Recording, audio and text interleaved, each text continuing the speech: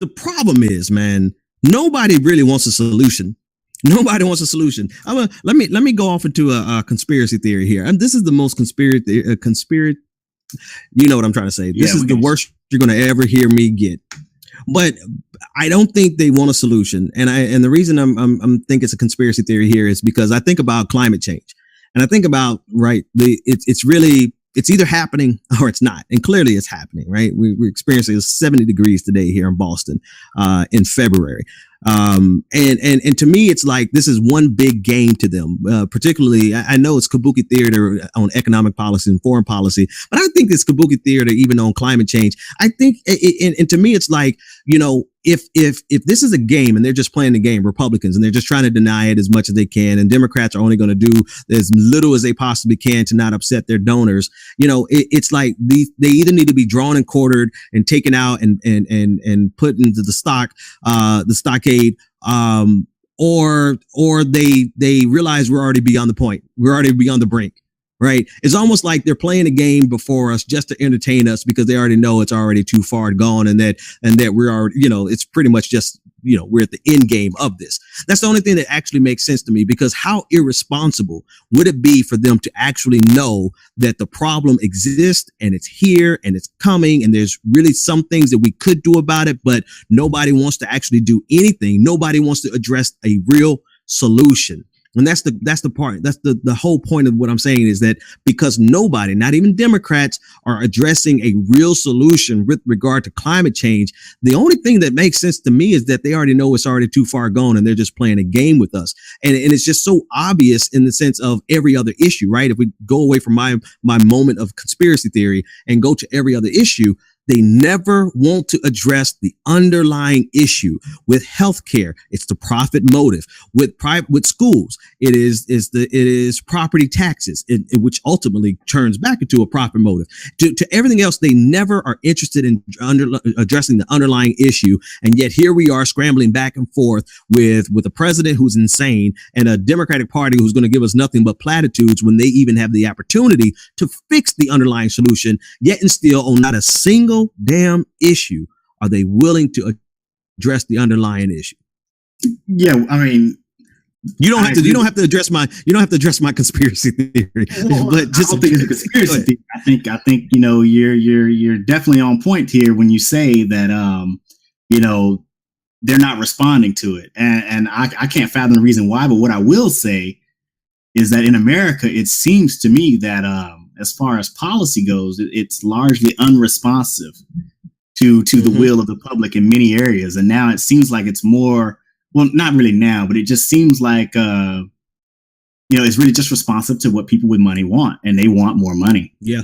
And it doesn't matter. It doesn't matter all the things that are going to go around them, like climate change. As long as the human species can exist on this planet, people who have enough money, they will be able to largely escape its effects. So they don't care about those kind of things. Those things don't matter to them as long as they have their money. Now, what I will say, though, is, especially on education, is what I can't stand is that sometimes, the public, we need to have a better consciousness on these types of things, because there's no matter how many times I've talked to people that want to do some sort of education reform, when I mention to them that, a lot of the problems have to do with funding, they'll say stuff like, well, we just can't throw money at the problem. Right. And I'm just looking like, what do you mean you just can't throw money at the problem? You can throw money at everything. But the thing is if you look at how much we've spent on per student, it's gone down. The spending on education per student has gone down year after year after year after year. But when you say, well, maybe we should start to reverse that trend, but you can't throw money at the problem. But the problems showed up when you started cutting money from it. Yeah. But when you say, well, let's reverse that, you can't just throw money at the problem, because we don't understand that that's what's going on sometimes. And I think we have to do better getting out and reaching out to people in the community and getting them involved and helping them understand that that's where that's coming from. So this is, and I'm glad you mentioned that, because this is the lie that is pushed on poor people and middle class, lower middle class people all the time. You most certainly can throw money at every single problem. I don't care what, except some disease that you can't cure, right? But in terms of schools, like the number one problem we had at my schools was either not the inappropriate amount of or insufficient amount of funding for the actual school, and poverty for the kids who didn't have a place to sleep, kids who didn't have washing machines to wash clothes, kids who had to go home with no power at home, poverty in general. You can most certainly throw money at any of those problems and actually fix the problem. But they try to instill this mentality in us, particularly with regards to school, right? If anything in regard to spending money on education, they always use that as a guilt trip where you can't just throw money. Why not? Because the solution, if you look at all the schools that are successful, look at the two things they have in common. They have good funding and they have quality homes and living situations for their kids to go home to. So you mean to tell me that that's not a factor? I mean, this is, but they want us to believe that. And unfortunately, Nick, a lot of us believe that hype, like people who could benefit from money being thrown at their particular issue. They have bought into this hype that has been sold to them, lock and sinker, man. They can't see through the fact that they've been fed a line of propaganda to keep them happy with just mediocre resources, while everyone else is quite literally throwing money at every single problem they come across.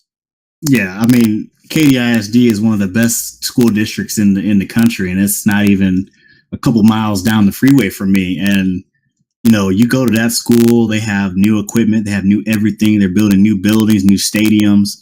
Like they have small teacher to student ratios. Like the school is just overflowing with money because all that money is just out there. They just have it. Right. They just have resources to do stuff. The school may have children. A lot of the children are able to rent laptops and stuff from the school and all that.